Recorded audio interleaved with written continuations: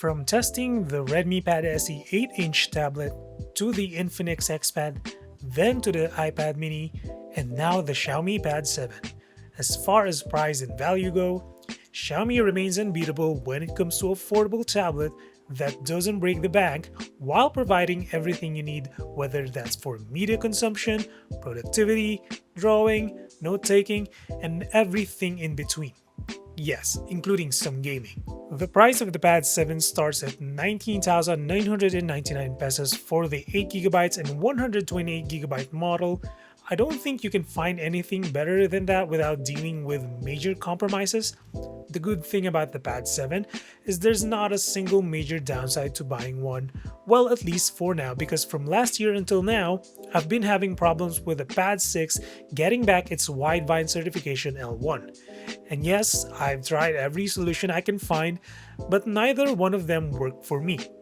Having that certification is crucial if you want to enjoy watching 1080p streaming on Netflix or Amazon Prime Video on your tablet. I'm not sure what exactly the issue is with the Pad 6, but what I can say is that it usually loses certification when there's a software update. Speaking of software, kudos to Xiaomi for finally bringing longer-term support to its tablets.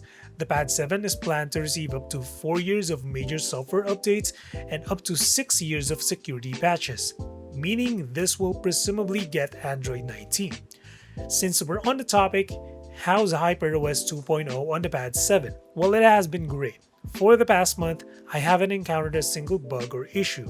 It's not perfect even with the Pad 7 sporting the Snapdragon 7 Plus Gen 3, which, by the way, is 3 generations better than the Snapdragon 870 last year. HyperOS in tablets needs just a little tweaking to maintain that smooth animation all throughout, but nevertheless, even with this base model we have here, it's more than enough for most people.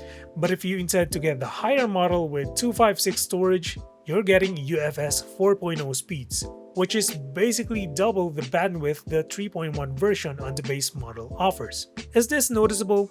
Not really, but if you consistently transfer huge files on your tablet, this may be useful.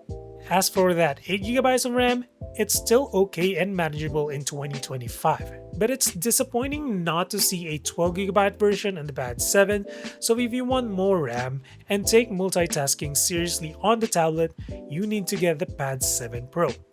Although I can keep up to 3 apps open at the same time, Xiaomi's software is a bit aggressive in killing them in the background. For example, there's an option to tuck away an app to be used later, but after you leave the tablet for a few minutes, Xiaomi will sneakily close that app. I've used the Pad 7 a lot as a phone, as a gaming tablet, as a productivity tablet, so let me know if you want to see a separate video for each, but what I can say now is that I enjoy them in all use cases. I do have some things to point out if you plan to use this for productivity. Workstation mode is a feature of Xiaomi tablets that mimics a desktop experience. In this mode, you have the dock, the app library, and even dedicated home and recent functions. Unlike in Windows and Mac, apps open in vertical mode by default.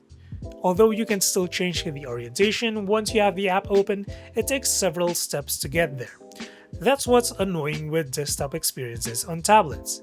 Yes, I can work around dealing with enlarged mobile displays and vertical app orientations, but some things are not as convenient.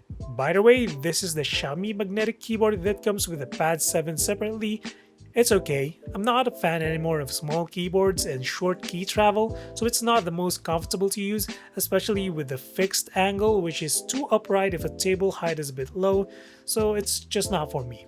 There is a new pen called Pad 7 Focus Pen, and if you have a Pad 6 pen, that won't work here. I don't have the pen given I don't draw or take notes on my tablet, but we can do a separate video as well if you want to learn more about it. As far as the gaming tablet goes, the Pad 7 has all the chops thanks to the new chipset.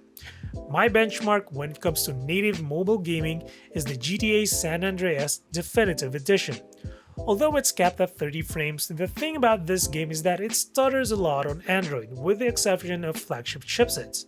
I'm glad to report that stutters are very minimal regardless of the graphics settings. I can easily play the game without getting annoyed by the stutters. I also played solo leveling at 60 frames and met with minimal frame drops from time to time in medium and high settings. However, I play a lot of Steam Link and PS Remote Play here. Regardless of the games I play though, I always get 4 hours of screen time from 100% until the tab is depleted.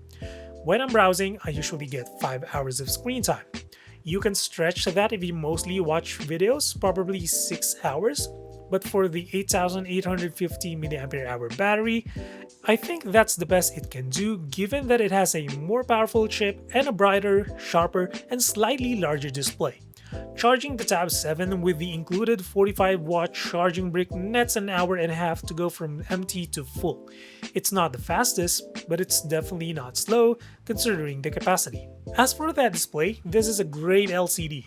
It's an 11.2 inches 2100p diagonal screen with a 3:2 aspect ratio. It goes up to 144Hz refresh rate, supports HDR10 and Dolby Vision, and goes up to 800 nits in HDR. In SDR, it goes up to 600 nits, which is more than enough indoors and is okay outdoors.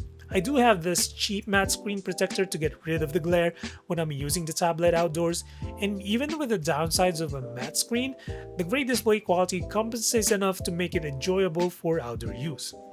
The 4 speakers here sound great as well, but what's even better is Xiaomi's volume boost, which goes up to 200% in max volume without breaking or distorting. The cameras are also great. The back has a 13-megapixel sensor that can record videos up to 4K 30 and even has stabilization in Director or Pro mode, albeit capped at 1080p. The front has an 8-megapixel sensor that goes up to 1080p video recording, although it lacks fancy features like tracking. The focal length is wide with decent colors and sharpness. Lastly, the build gets an all-metal frame and back. The Pad 7 comes in green, blue, and this black model that looks a lot more dark gray in my opinion.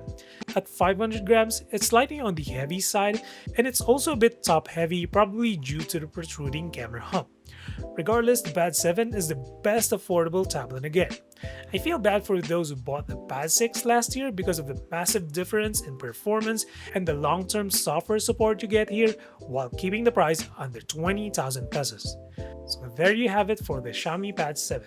Drop a sub or like if you feel like supporting the channel, and as always, until the next one, stay safe.